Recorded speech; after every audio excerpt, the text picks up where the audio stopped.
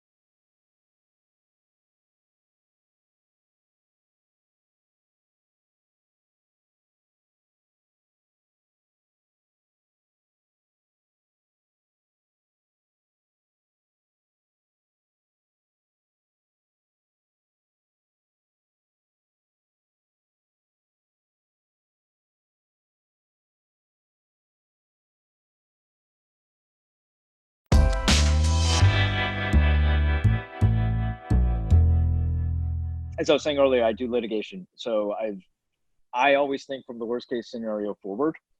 And I always recommend, if you're an investor, to get an LLC set up. And the purpose is that you don't want individual liability. That's what a limited liability company is. It protects you from individual liability. So, hypothetical, John Smith owns a house.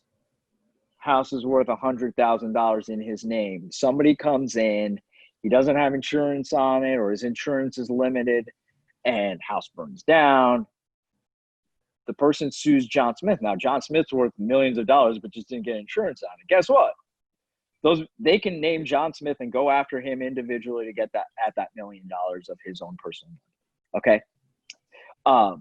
But if you set up a limited liability company, the person who is signing with you, meaning the tenant, knows that they're engaging in an agreement with the limited liability company, and therefore the limitation of liability for any claims they may have will be limited to that company and its assets. Okay.